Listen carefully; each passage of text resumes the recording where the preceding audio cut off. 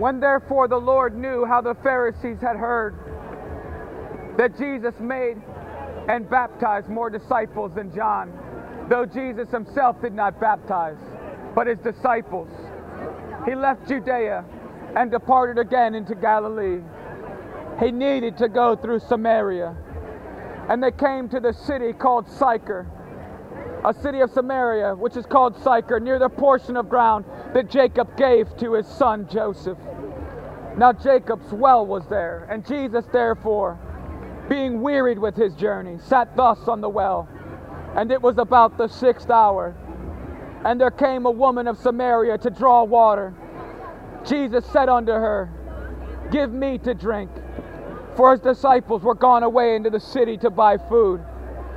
And then said the woman of Samaria unto him, How is it that you, being a Jew, ask a drink of me, which am a woman of Samaria?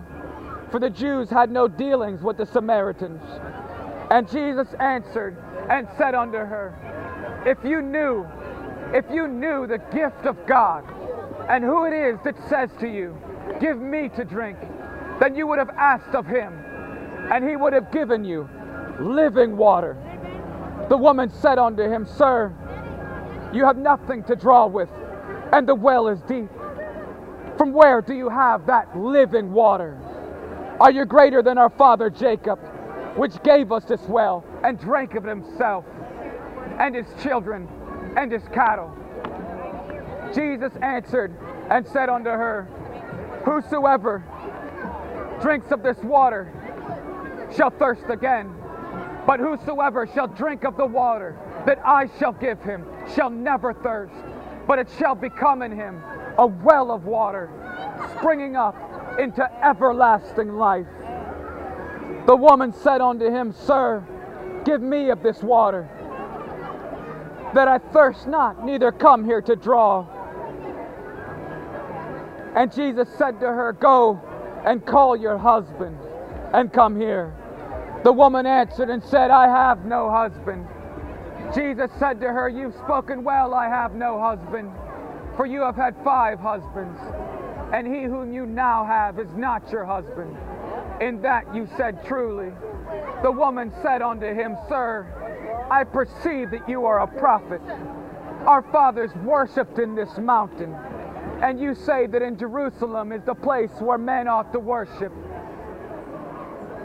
Jesus said unto her, Woman, believe me, the hour comes when you shall neither yet in this mountain, nor yet at Jerusalem worship the Father. You worship what you know not what, for salvation is of the Jews. But the hour comes, and now is, when the true worshipers shall worship the Father in spirit and in truth. For the Father is searching for such to worship him. God is spirit, and those that worship him must worship him in spirit and in truth. And the woman said unto him, I know that the Messiah is coming, which is called Christ, and when he has come, he will tell us of all things. And Jesus said to her, I that speak unto you am he.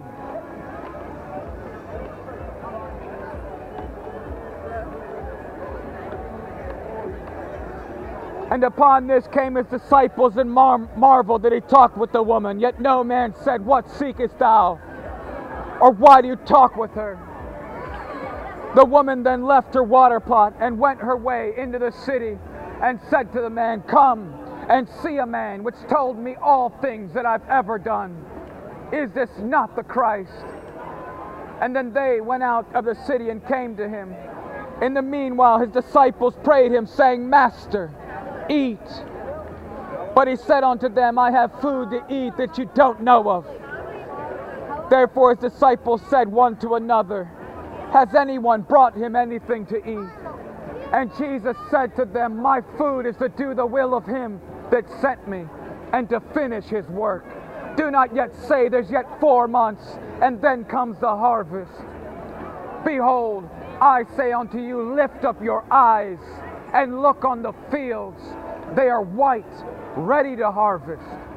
And he that reaps receives wages, and gathers fruit to life eternal, that both he that sows and he that reaps may rejoice together.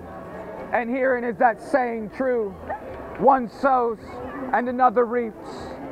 I sent you to reap whereon you bestowed no labor. Other men labored, and you've entered into their labors.